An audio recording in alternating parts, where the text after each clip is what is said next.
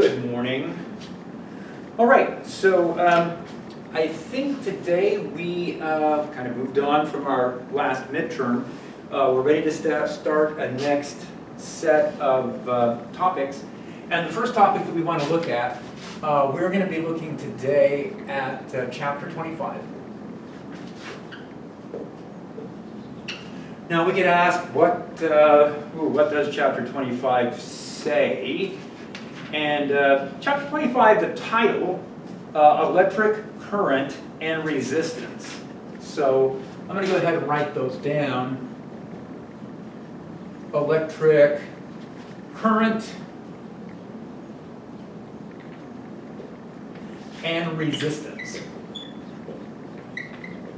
Now we've already started looking at electric circuits. So in chapter 24 we introduced capacitors, and at that time we had set up some circuits. So let me, some of this is a bit of a review. So let's say that we have a battery.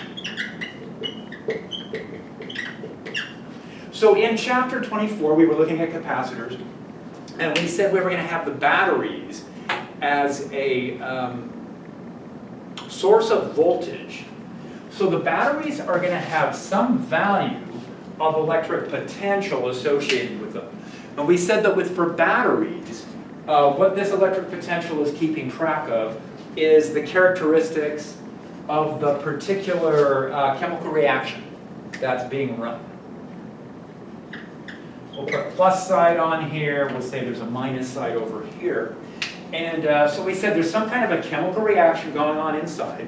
Depending on what the chemical reaction is, it's either going to more forcefully or less forcefully push electrons in a particular direction. So what we've got then is we've got this stream of electrons. So the electrons are everywhere. It's not that they're building up a lot of electrons in some parts and not electrons other places. What we've got is the battery, a chemical reaction within the battery, pumping electrons from one side to the other. Now, what we did then is we connected a wire. So here's an electrical wire. And I think typically we put a switch in there, so that's our switch. So we're going to create an opening in here and allow for a switch. Now the wire also has electrons inside. It's an electrical conductor. It's going to be made out of something like copper. And that means that there are going to be electrons that are also mobile, electrons that are movable through the wire. So all these electrons are sitting there, they're milling around, waiting for something to happen. And so what we got to do now is close that switch. Now, in chapter 24, we put a capacitor in there, and the capacitor ended up storing a bunch of electrons on its place. Chapter 25, we're going to take a look at a different device. We're going to introduce the idea of a resistor, an electrical resistor. And our symbol for this is a little zigzag device. So what the resistors are doing is they're preventing the electrons from moving easily through the material. So the wires themselves also have some resistance to them, but for our purposes, we're typically going to ignore the resistance in the wiring and just focus on devices that we've plugged in. So what we can do then is, let's take one of these resistors. Now, resistors, the symbol that we use for their electrical resistance is a capital letter R. And the units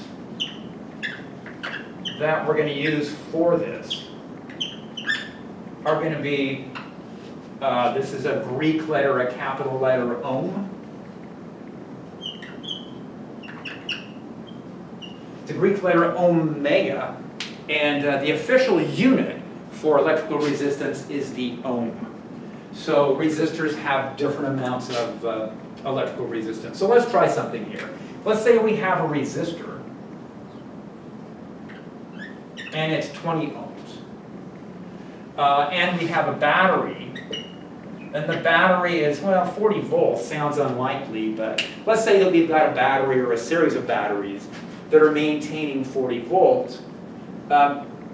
What's going to happen when we close the switch?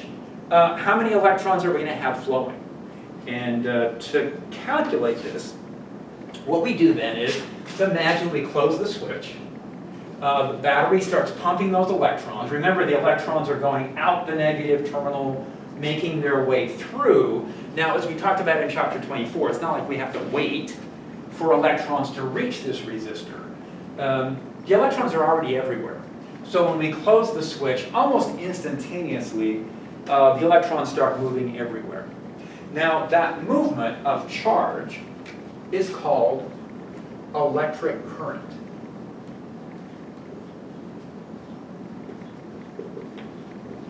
So remember the chapter title, we're going to be looking at electric current and looking at resistance, and we talked a little bit about these devices that are called resistors. Now we're going to talk a little bit about electric current. Electric current, we end up using the unexpected symbol of capital I. We've already been using C for things like capacitance and coulombs. So anyway, electric current is going to get listed as in terms of I. And electric current is defined this way. It's a flow rate of electric charge. So there's going to be some amount of electric charge moving through this circuit once we close that switch. Now you might say, well, where are we going to measure the electric current? Where are we going to measure this flow rate? And it turns out it doesn't matter in this circuit where we measure the flow rate, because wherever we measure it, it's all going to have the same value. And that's because, remember, the electrons are repelling each other. So this repelling effect between the electrons creates, it's kind of like an incompressible fluid. So the electrons are behaving.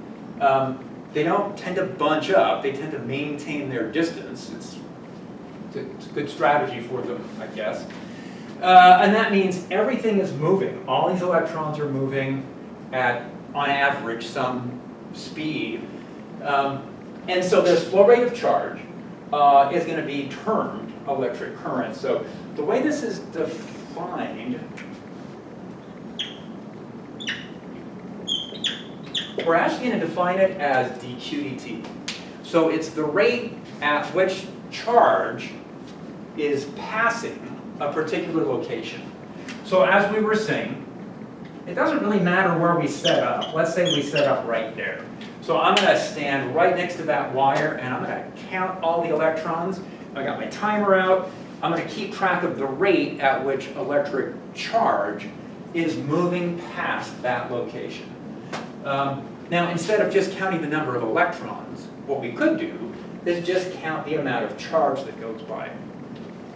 So if I stand here and watch charge go by,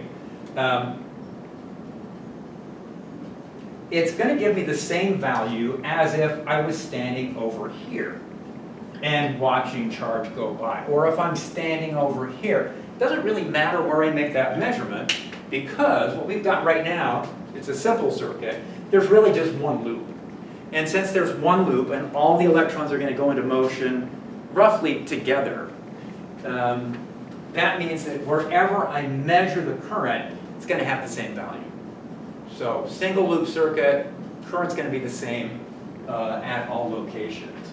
So let's check and see what units we have over here. Now, often what's going to happen in problems is rather than doing this instantaneous definition, if we have a steady flow rate, then the flow rate, if it's staying constant, could also be expressed as just Q divided by T. So there are going to be times we just count how much charge goes by. And we're going to time it, and that's going to tell us what the flow rate is. Now, in terms of units, units are going to help with this. Whether we're working with this instantaneous formula or whether we're working with this kind of averaged over time formula, the units that we have for charge are going to be coulombs. And the units that we're going to have for time are going to be seconds. So this flow rate of charge is going to be in terms of coulombs per second. And we have a name for that. What we do is we call that an ampere. So an ampere is a unit of electric current. And the ampere unit is equivalent to a coulomb per second.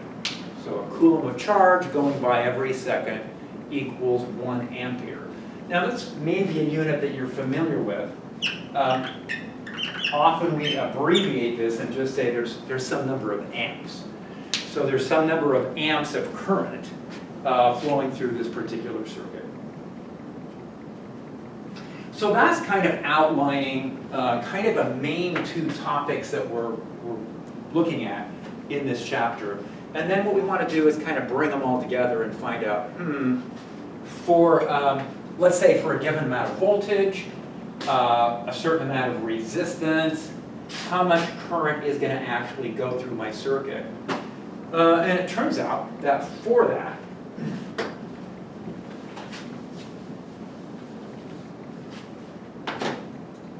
we have, for a lot of familiar sort of kind of the simplest circuits with the simplest set of properties to them, the current is equal to V over R.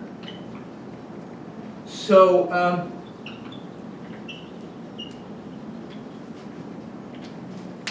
everything that we look at in circuits, of all the formulas we're going to develop and write down, I'm going to say that one might get used the very most. That could be the formula that gets used the very most for, well, keeping track of how much driving force do we have, what's the voltage that's being applied, and how much resistance, and then how much electric current. So what this formula is telling us is, well, it is kind of the voltage is pushing the electrons along, and the resistance is trying to slow them down. So the electrons go into motion, depending on how much resistance there is in the circuit, there is this effect that's slowing the electrons down. So the electrons are kind of constantly being pushed, but there's also this resistive force. You know, if we wanted to model this with something that we saw in, say, Physics 4a, what you could think of is this. Let's imagine we have a surface, and it's got some friction. So let's get a series of boxes or something and set up here. All right, so here's a series of boxes. They've all got some mass. And what we do is we have a driving force. We have some kind of a force that's pushing on these. Now, if the surface were frictionless, if there were no resistance at all along that surface, and we keep pushing on those boxes or on those electrons, they're just going to pick up speed. They're going to go faster and faster and faster and faster and faster. But instead what happens is, because we've got these frictional effects going on, so this has got friction, friction, friction, friction, friction, friction. What happens is you end up with roughly a constant velocity. Okay, so if we think of that kind of mechanical analogy here, a bunch of boxes. Now the other nice feature about this with the boxes is, the boxes, let's say that they're solid, they're not compressible. So what that would say is we're pushing all these boxes through this circuit, that they maintain their spacing. So there's a certain spacing between the electrons. The electrons push on each other, and that those forces get transmitted through all of the electrons, again, almost instantaneously.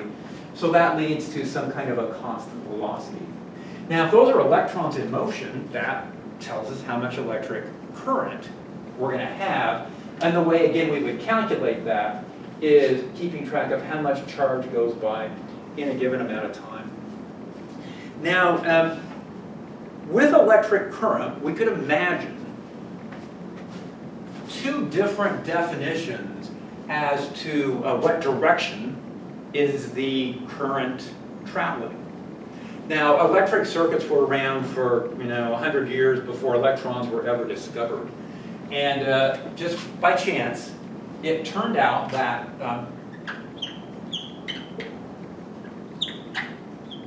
researchers in electricity and electric circuits, I don't know if it's quite correct to say they picked the wrong direction, but certainly in terms of electrons, the direction they picked for electric current actually is opposite to the flow of electrons.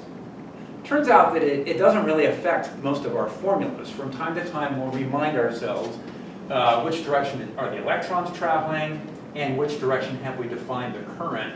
But be aware that the electrons are headed in a direction opposite to what we've defined as electric current.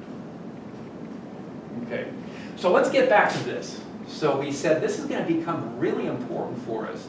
The way we're going to determine how much current we have in a circuit is going to depend, again, how forcefully we're pushing on the electrons and how much resistance is in the circuit. If we push up the resistance, it's going to reduce the current. So let's try an example with this. Get this resistor out of the way. So following up on the formula that we wrote down here, by the way, this is referred to as Ohm's law. Most all these units that we look at in electric circuits and electric fields and magnetic fields, all these units that we're going to introduce, pretty much they're named after people. So Ohm's law states that, well, we can calculate the current this way, so let's try that. What we'll say is the current we're going to get depends on how much voltage we have in our voltage source. Now our voltage source for this circuit is a battery, and the voltage source that we have is 40 volts. So we said we've got a 40 volt source. Now the resistance that we introduced here is 20 ohms. And so this is how much resistance is in our resistor, this is how much voltage is in our battery, and what we can do then is, well, we can calculate the current. When we take a volt and we divide through by an ohm, what we're going to end up with are amps. So the units have been defined in a manner where, these are standard units for electrical potential, these are standard units for electrical resistance, and they end up giving us standard units for electric current. So the amps that we're going to end up with, or the electric current, for this case, is going to be 2.0 amps for the numbers that we've come up with. And that gives us a flow rate, tells us what the flow rate is going to be for the charges, in this case electrons, going through the circuit. All right.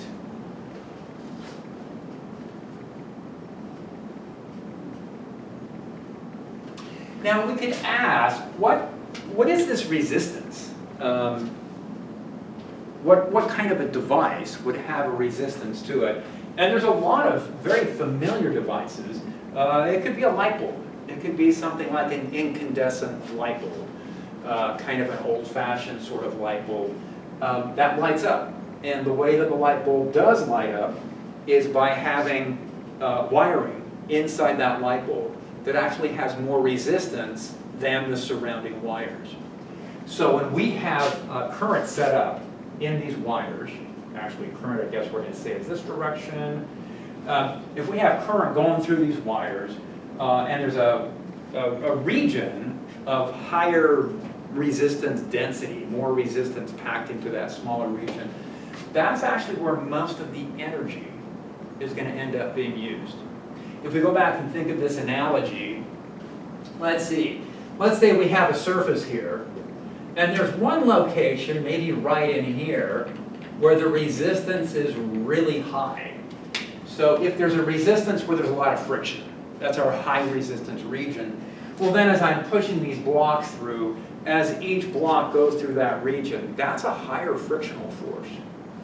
And so when I look at all the frictional forces that are opposing this, maybe the bulk of the frictional force is coming from just one region, and it turns out that that's where most of the energy is expended. Most of the energy that's been put into the circuit to get the electrons moving ends up being utilized in the resistor. Okay. So it could be a light bulb. It could be some kind of a light bulb, and a light bulb is going to have, well, 40 volts. We got a 40 volt source pushing electrons through the light bulb. The light bulb itself has a resistance of 20 ohms. And we got a current of 2.0 amps. Now, what we could ask at this point is, well, how much energy is that? Because the brightness of the light bulb is going to depend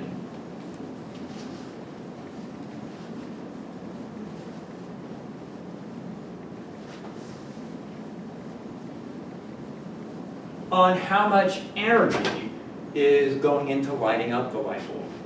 So let's use the light bulb example. So for the light bulb, the energy that's available is going to determine what the brightness is. What would happen if it's not a light bulb? What if it's a toaster?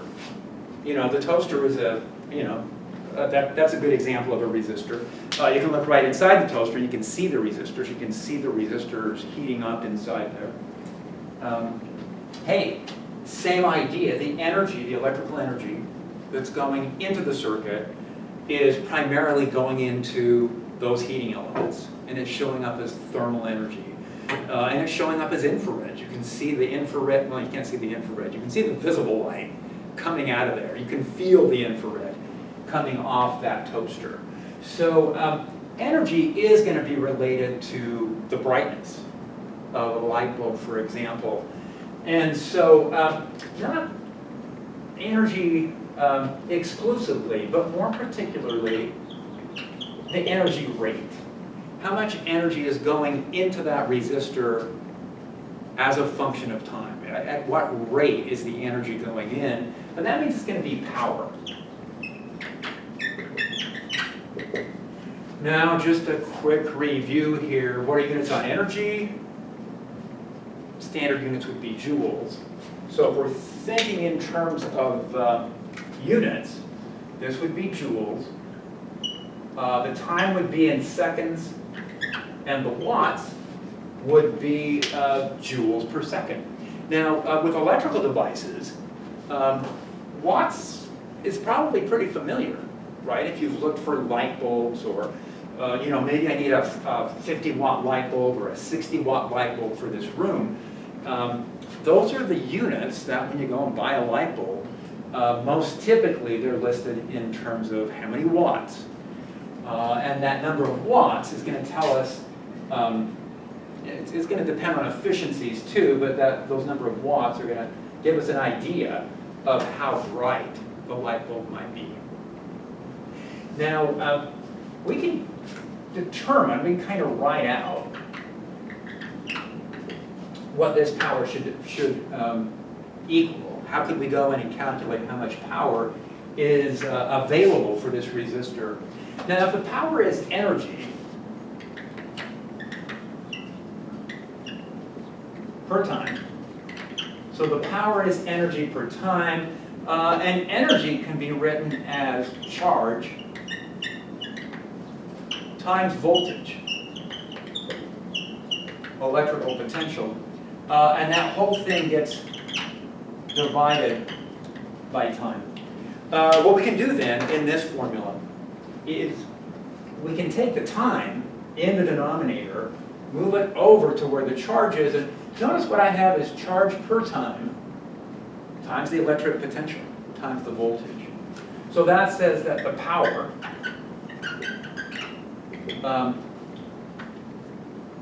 associated with this circuit can be calculated by looking at the current times the voltage times the electric potential. So that would give us a formula. Power is equal to V times I. Now, let's think of what that energy is doing. So the energy source here is the battery. So we're running a chemical reaction. Chemical reaction is pushing those electrons along. So we're taking potential energy that was in the reagents of whatever is chemical reactions running inside the battery. That's being used to give electrons kinetic energy. Now as the electrons go through the circuit and they run into things, that's the electrical resistance, that kinetic energy is going to get transferred into those atoms or molecules where the electrons are running into things. And so we're taking energy that was coming out of a chemical reaction inside that battery and using these wires to take that energy and kind of transport it over to the different devices. So whatever devices we have set up in that circuit, they're going to end up getting the energy. And whatever rate the battery is producing energy is going to be the rate at which it's used up in the circuits. Now this circuit's pretty simple, and that's because we have one voltage source, one battery. We have one resistance, one light bulb. And so when I write down the formula P equals VI, I can think of that being applied to either the battery or the light bulb. So the idea is if the battery is maintaining a current, I, and it's maintaining that current by pushing on things with a voltage of V, well, that's the power. That's the rate at which energy is being generated in the battery and going out into the circuit.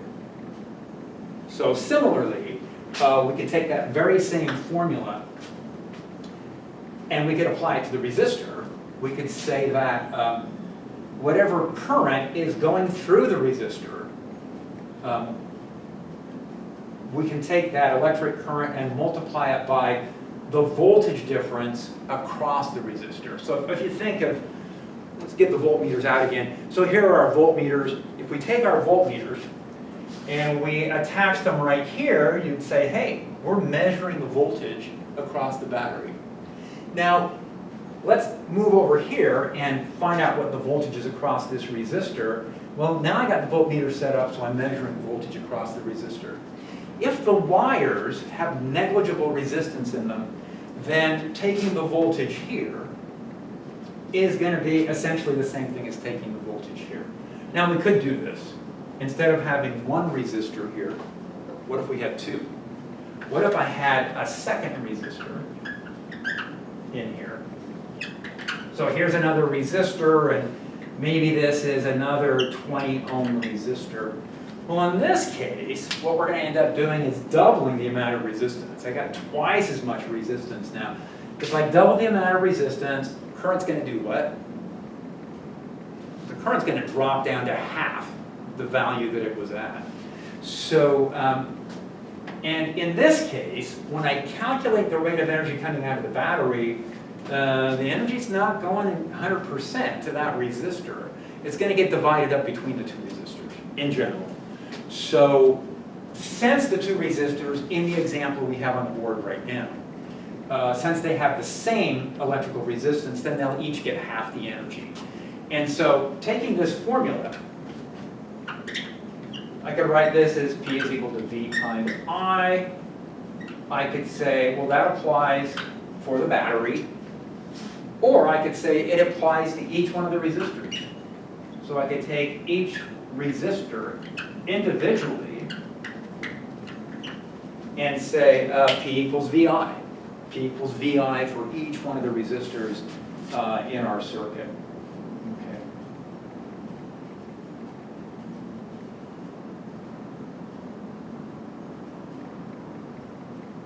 So this is kind of the general concept. So it's something worth stopping and kind of staring at and thinking about some other examples that we may want to look at with this. So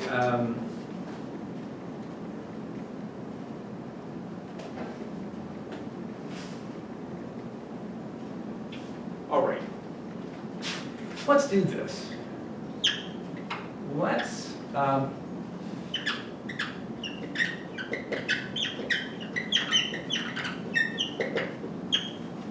Let's say we have a resistor and it's got some amount of resistance in it. What is it about the resistor that, what properties about the resistor give it the resistance that it has? So let's take a look and see how that works.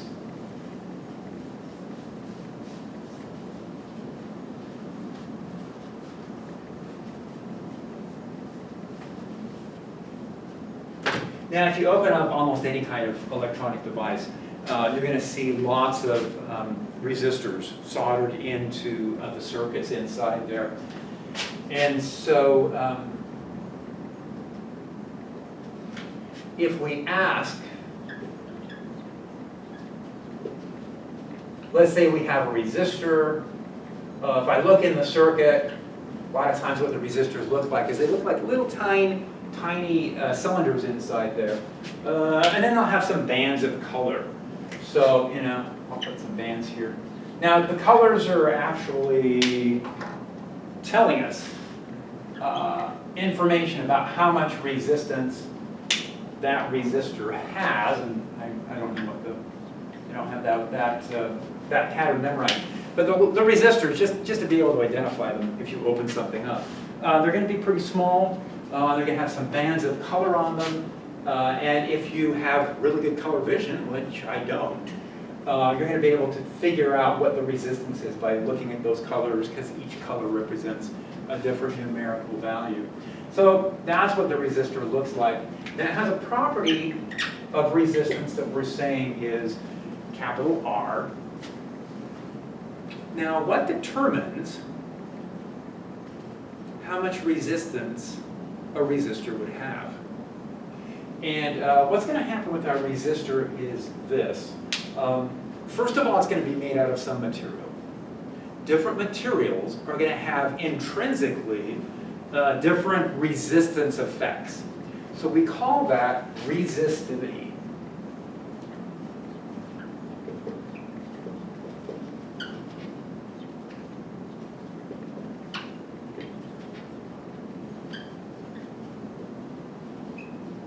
So this is another one of those material properties. So there is this material property that we call resistivity. And resistivity, you can look that up in a table in the book. So you would have different materials listed. Maybe you've got copper. Copper has a really low resistivity. Silver has an even lower resistivity, but silver is expensive. So most of our wiring is done using copper. They have, the different materials are going to have different values of resistivity to them. Here we go. Copper, for example,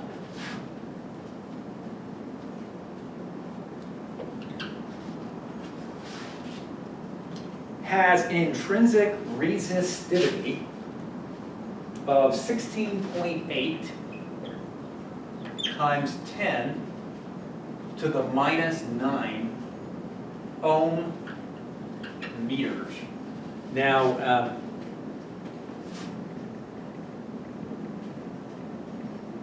that number looks small, but let's see how the rest of this calculation would play out. So in addition to resistivity, the other things that we have to look at on the resistor is how much length does the resistor have. So we want to know what the length is, and then we also want to know what the cross-sectional area is. And as you could imagine, if the resistor just goes on and on and on, that's more resistance. In fact, the resistance is directly proportional to the length. If I make a resistor out of some material and it's twice as long as some other resistor, well, doubling its length is going to double the overall effect of the resistance. So let me write the formula down. In fact, let me provide a little more space here first. Here is the formula that we're headed towards. Now remember back in chapter 24, we were looking at capacitors, and we said kind of a standard geometry for capacitors were parallel plates, and it depended on the area, and it depended on the spacing.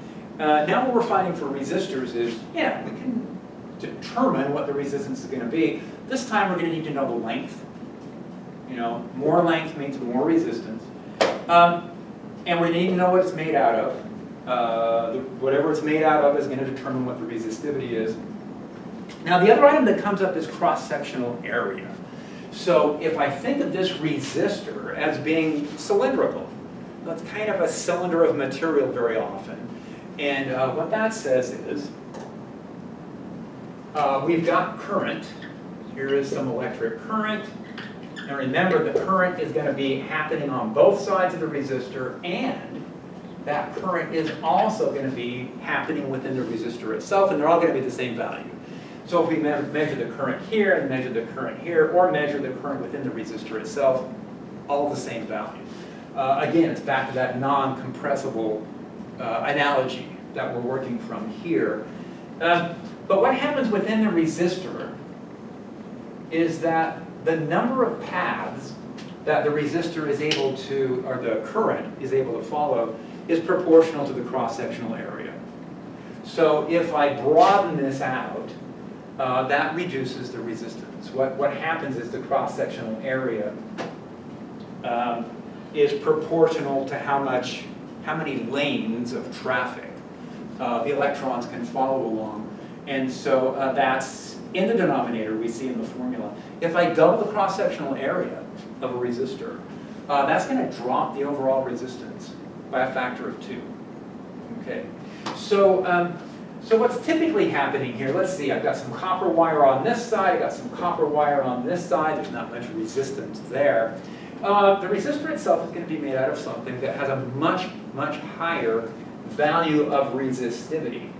And we can control the overall resistance by determining the length and the cross-sectional area.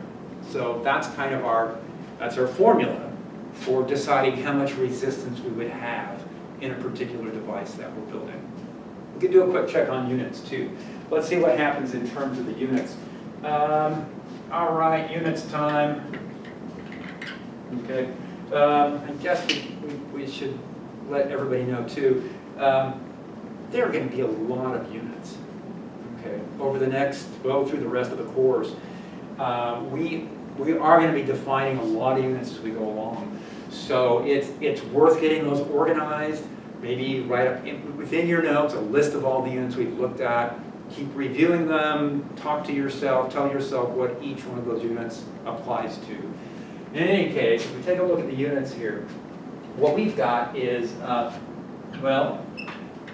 the resistance itself should be in ohms. So I'll put a question mark here and say right now, we're just kind of thinking about, is this unit thing going to check out or not? Now on the other side, what I have is resistivity. And the resistivity has kind of this funny set of units. Maybe it's funny. It's ohms times meters. And then finally, the length would be in what units? And a length, the standard unit for length would be meters. And then the standard unit for a cross-sectional area would be meters squared. So the units do check out. So the units definitely check out. Now, we knew they would if we were keeping track of all the standard units for all of these quantities.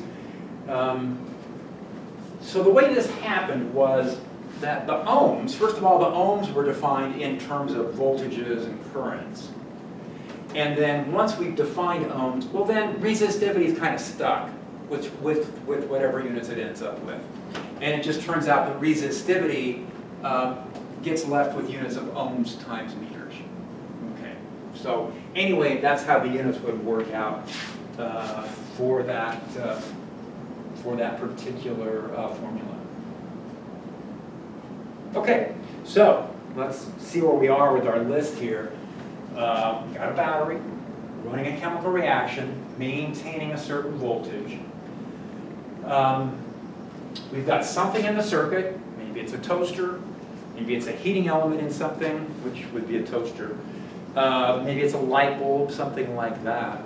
And so we've got some amount of resistance in the circuit, and those two items are going to determine the rate at which current flows through the circuit. Okay. So this we said, I'll make this look even more important because it is. Let's see, how many other colors could we surround this with? Now, of course, it's not just writing this down and saying I have a formula that I can write down. You got to think about it. What is it really meaning? Again, talk to yourself. Every time you make use of a formula like this, tell yourself, aha, this is how forcefully we're pushing those charges. This is how much resistance is being put up, and that's going to determine the flow rate. This analogy works really well, right? If there's more friction along the surface, there's going to be more resistance, and that's going to slow down the speed at which those boxes go by. Okay.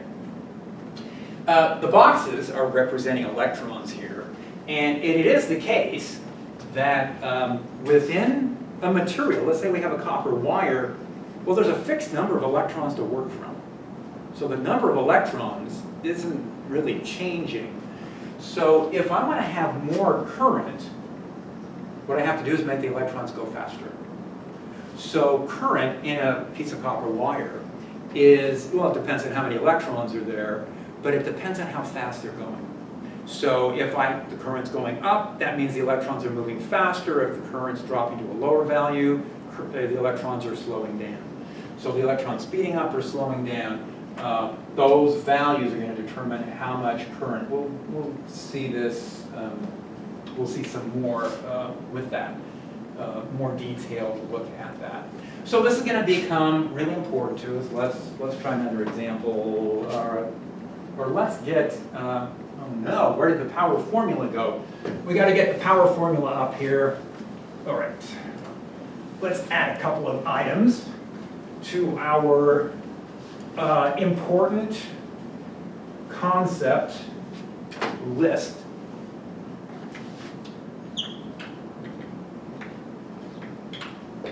Power is equal to voltage times current. And again, we have to know how this is applied. So again, we're going to make a big deal about this. This is another one of our really important relationships that we're going to need to go in and analyze different types of circuits. And, this is a good formula, but I'm not going to put it up there with the others. This is kind of building a resistor, which we need to be familiar with, and we know how that works. But these two are just going to show up all the time. Now, this one specifically applies to resistors.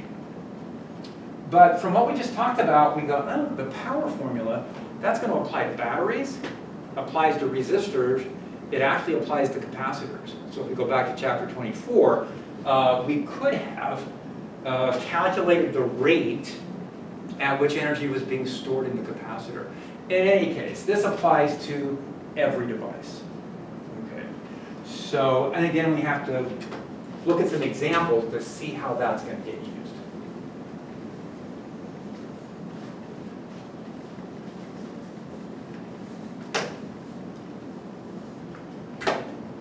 All right.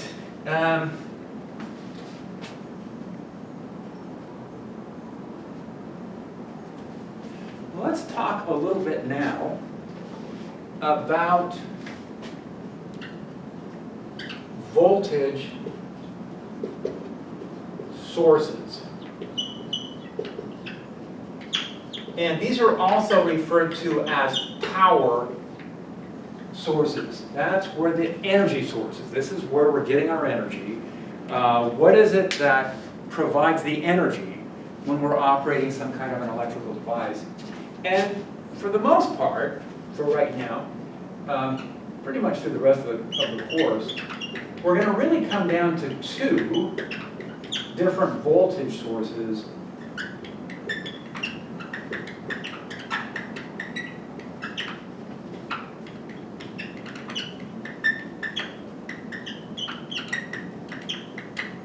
Now the battery we've talked about quite a bit. We just kind of keep emphasizing what's going on in the battery kind of over and over. So at this point, you guys are battery experts, right? You know that there's going to be some chemical reaction, it's going to maintain some voltage. Voltage represents how forcefully electrons are being pushed, how much energy the electrons are being given when they're sent out into the circuit. Now the other voltage source that we work from are what we call generators. Now, there's those portable generators that you can buy, or the generators inside your car engine to keep the battery charged. But for right now, let's think about the generators in our power plants. So where the electricity is being generated, whether we're using gas turbines, natural gas turbines, to generate the electricity, or we're using hydroelectric power plants. We'll see in later chapters, a little ways ahead in the course, some more details about generators. But for right now, what we're going to say is a battery is providing what we call DC, or direct current.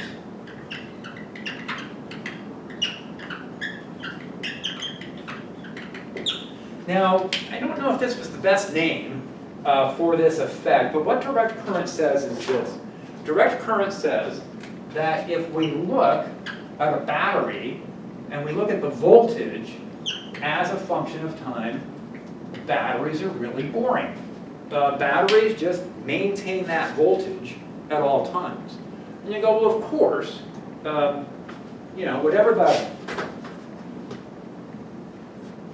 reaction is being run there. So if we write down a graph of the voltage as a function of time, maybe I have a 1.5 volt AAA battery. Well, it's just going to maintain 1.5 volts. And that says that when we close the switch and make use of that battery, what it's going to do is it's going to produce some amount of current, depending on how much resistance is present. But that current is going to stay steady. So a battery itself is maintaining a voltage that just stays constant. And rather than calling it constant voltage, they call it direct current. So they say, what's the effect of something that's maintaining a constant voltage? Well, in kind of the simplest cases, that means that the current will always be in the same direction with the same value. And that's what direct refers to. Again, not sure if that was the best name. Now, with generators and power plants, we have options. We could generate electricity in a way where we're always pushing the electrons in the same direction. It turns out that for many practical reasons, just reasons of convenience and efficiency, that we tend to generate electricity in our power plants as what's called AC. And AC stands for alternating current.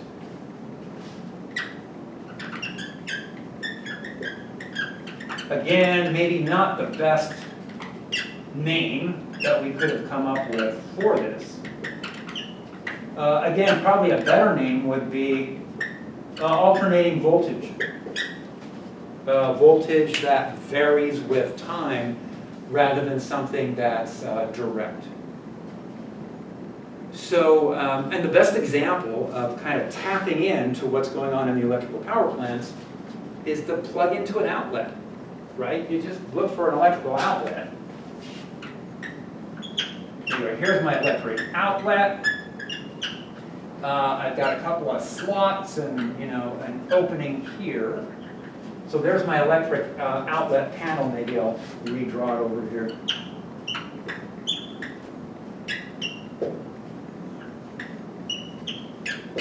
So again, these are kind of the two main power sources that we make use of. We make use of either batteries or we make use of electricity that's been generated in power plants, and then wires have transported that energy to us, and when we plug in to one of these outlets, then we're able to access the energy that's been generated in the power plants.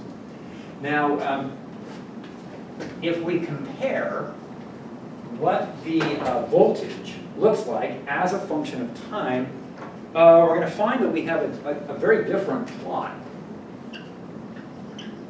So for an AC generator, for an alternating current generator, the voltage that it produces is going to be varying as a function of time.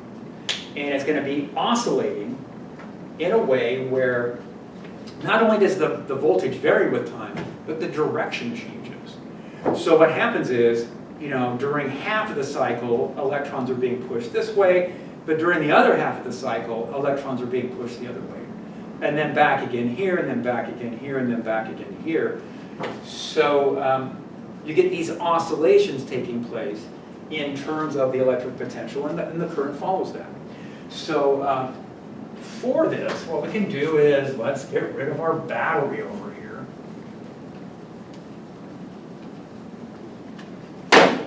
And let's replace the battery with an AC generator. Now, often for an AC generator, what we'll do is, here's the wires coming in, we'll do a little sine curve or cosine curve to show that this is an AC generator and that the voltage is going to be oscillating back and forth. And so what happens then is, in this case, everything we talked about with current still applies. It's just that the electrons are going to get pushed one way. Let's see if we can do this. The electrons are going to get pushed one way for a short period of time, and then they're going to get pushed in the other direction, and then they're going to get pushed back this way. Now, if I've got a resistor sitting out here, which I do, so let's get our circuit back where it was. What's going to happen then is that the current is actually going to reverse directions. It's going to go one way for a short period of time, then it's going to come back, and it's going to follow a very definite curve. So coming back to our graph that we have here, actually, yeah, let's just redo the graph over here. So what we're going to do is the AC voltage graph. For that graph, what I have to allow for then is the voltage can go in either direction. And we'll represent that as plus and minus. So we'll say, you know, plus voltage is pushing the electrons one way and minus voltage is pushing them back the other way. And then what the time dependence looks like is the time dependence is going to look like, for our outlets, time dependence on that looks like a sine or a cosine function. Now that has to do with the way we spin the generators. Again, we'll see later in the course, in several weeks from now, we'll take a closer look at how these generators operate. And it turns out, by spinning a bunch of wires inside a magnetic field, we will set current into motion. And so that says that the voltage we're going to get as a function of time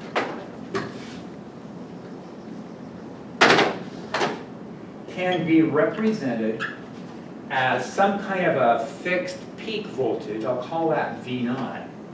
And I could use a sine or a cosine here. I'm going to go ahead and use a sine function. So for our AC generator, for our AC voltage source, like our outlets, what that voltage is going to be as a function of time is it's going to be a sine function. And there's going to be a voltage associated with that. So if we come back over to our generator, the values that our generator are going to be built with, generator is going to be built so it's providing some amount of voltage. And then also, the generator is going to have some frequency. Now, that's an omega that we wrote in there. And omega is what we consider to be an angular frequency. We've seen omega come up from time to time, right?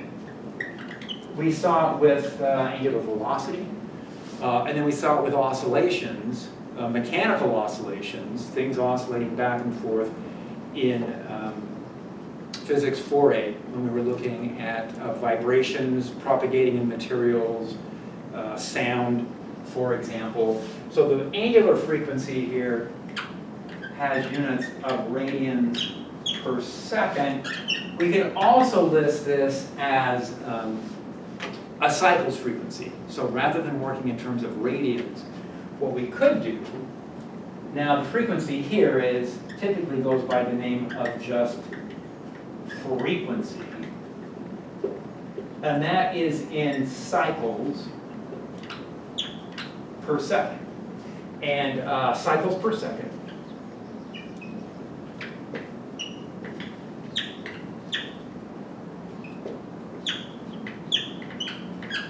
actually has the units of hertz. We've seen hertz before. Again, we saw that with oscillations back in chapter 14, 15, and 16 back in physics 4A. So for our generator, we can either express what the angular frequency is or what the cycles frequency is.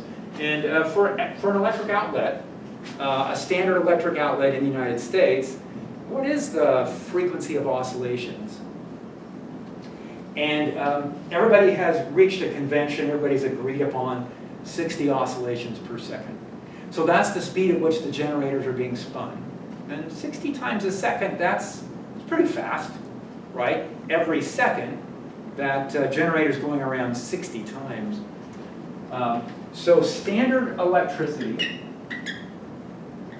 in our outlets is at a frequency of 60 hertz. So if we come back to our graph, now this was supposed to be our voltage as a function of time graph, so we can ask, well, I can see it looks kind of like a sine function. Where is one cycle? And on that graph, one cycle would take us to here. So if we say that amount of time is one cycle, enough time for the voltage to go one way and then circle back and go the other direction. And so one cycle here would be 1/60th of a second. So that's how much time we're looking at with each one of those cycles. Now, as far as the formula that we've written down, there's going to be a plus V0 and there's going to be a minus V0 on our graph. So these are sine and cosine functions, right? And the sine and cosine functions are going to go back and forth between 1 and -1. And so to give that the voltage that we want it to have, what we can do is take the sine function and multiply it by V0. And in this case, what's the standard voltage on our outlets? And the standard voltage that I read on electrical devices is 120 volts. So is that what the V0 is? And it turns out it's not. Because the voltage here is varying, what happens is when we look at the power associated in an AC circuit, the power is not constant. So a battery provides this nice steady power. You know, most electronic devices that have well, a lot of resistors and capacitors and transistors and whatever, those require a nice steady voltage. But other devices like, toasters or heaters or light bulbs, incandescent light bulbs, they don't really need a steady power. So it's fine in those devices if you have these bursts of energy going through them. And that's what's going to happen here. If I have a voltage operating according to a sine function, well, that means the current's going to do the same thing. So that says that as we go through these cycles of alternating voltage, there are going to be times when there's a lot of power going into our resistor, and then other times where we don't have much power. It's going to drop to 0 and then come back up, and then drop to 0 and come back up and drop to 0. So you're really getting a series of pulses of power. So we want to work with voltage and current that provides us kind of an average. So let's see how that works. I will get rid of these blocks, this voltage source stuff.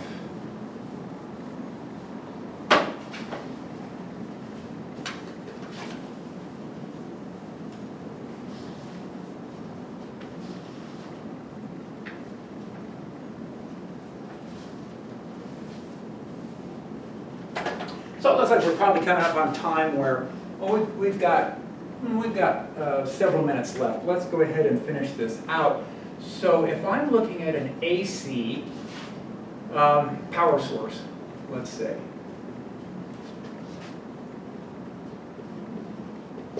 so here is my AC power source.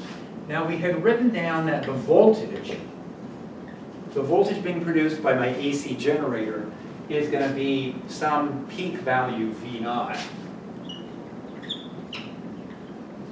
times the sine of omega t. And we're using omega here in radians per second, just for mathematical convenience. So you guys know how to switch back and forth, right? So omega is 2 pi times the frequency. And it turns out that, in our outlets, we had already said the operating frequencies for our power plants and our devices is 60 hertz. So anything we're plugging into an outlet is experiencing that 60 hertz alternating voltage. And that says that if we write that in terms of omega, you multiply by the 2 pi, works out to be 377 radians per second. So if you're concerned that frequency is not in standard units, hertz isn't necessarily standard, we could spread out, hit all of the hardware stores, and take our markers with us and cross out the 60 hertz and replace that with 377 radians per second so that everything's in standard units. But anyway, you guys just want to remember the conversion, how to get back and forth between hertz and radians per second. Shouldn't be a big deal. Now what also is going to happen in our circuit, so coming back to our simplest of all circuits, here's our alternating power supply, which means we plugged into an outlet. Here's our resistor. What's going to happen then is we're going to have a current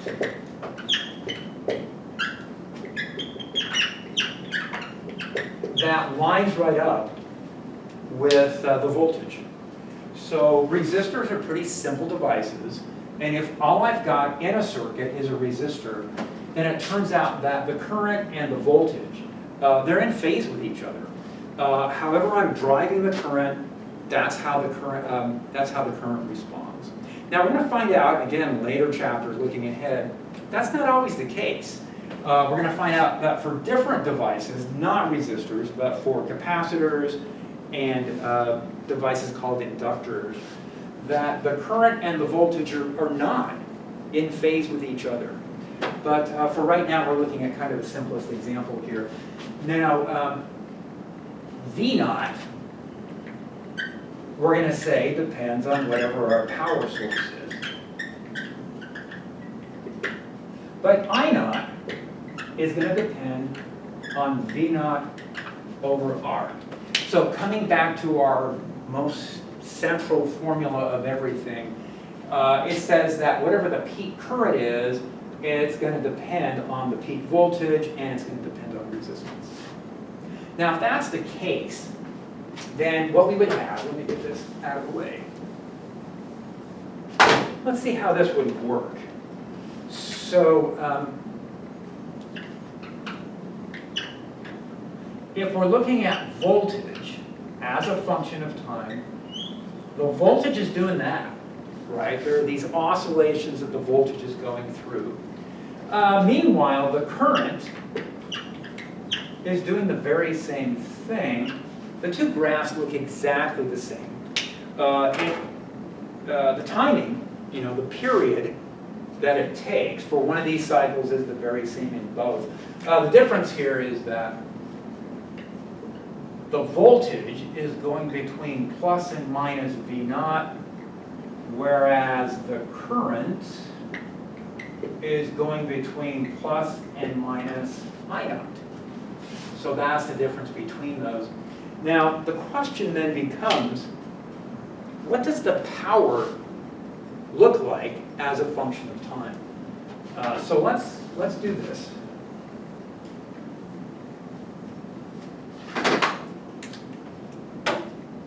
Well, the instantaneous power is going to depend on the instantaneous voltage times the instantaneous current. So that P equals VI, that's going to apply it at every instant in time. And that says that if I want to write down how the power is varying with time, what that's going to be equal to is V naught I naught. I'm going to take this expression, multiply it by this one. I've got the factor of V naught and I naught. Those are constants. I can bring those out front. And then what's going to happen is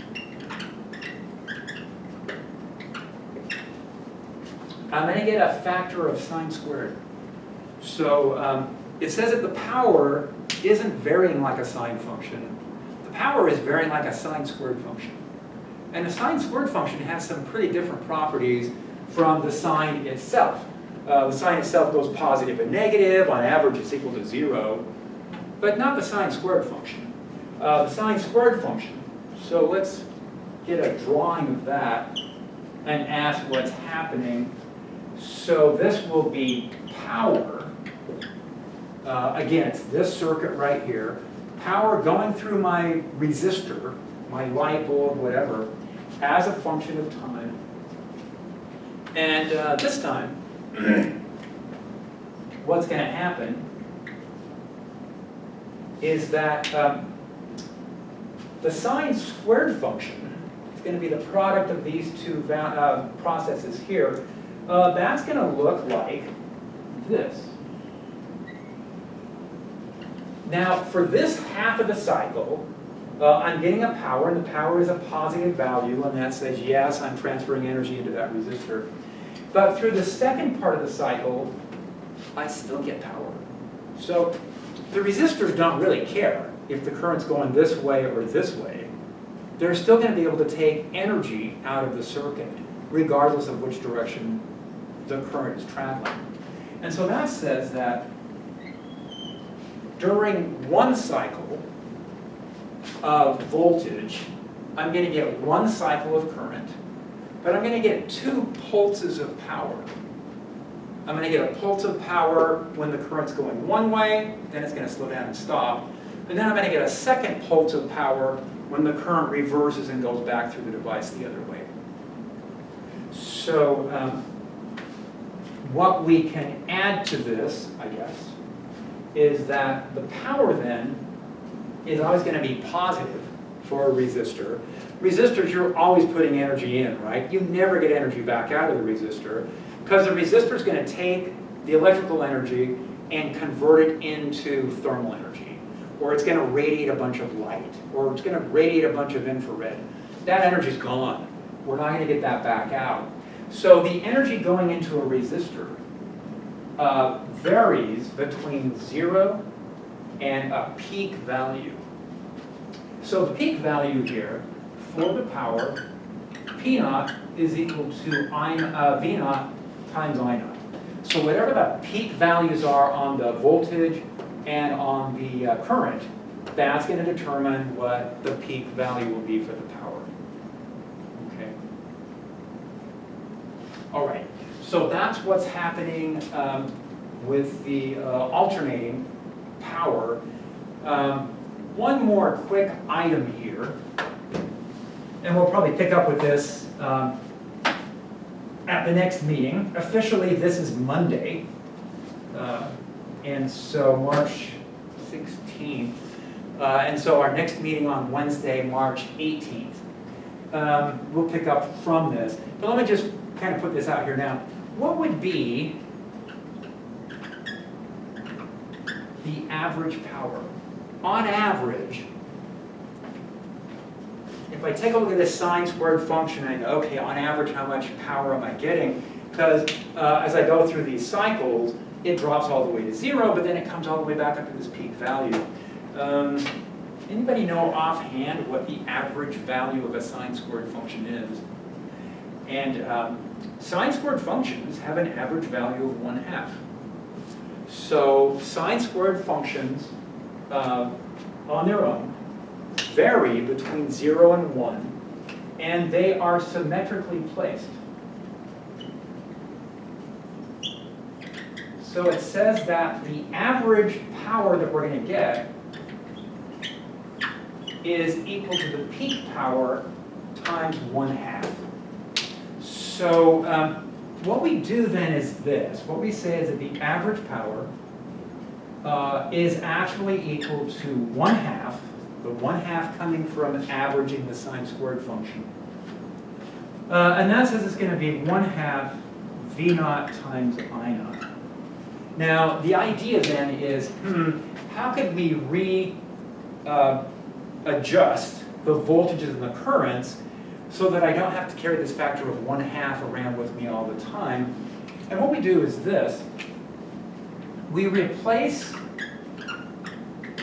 the peak voltage and the peak current with what we call RMS. Now you can think of the RMS voltage and the RMS current as kind of average values for the voltage and average values for the current. And the way that the RMS values are defined, I think we can get rid of the circuit now.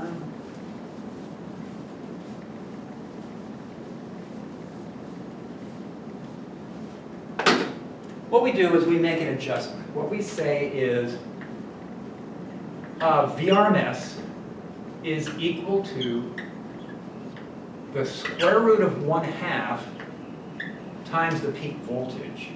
And the current, RMS, is equal to 1/2 square root times the peak current. So this is kind of an averaging. Now, we ran into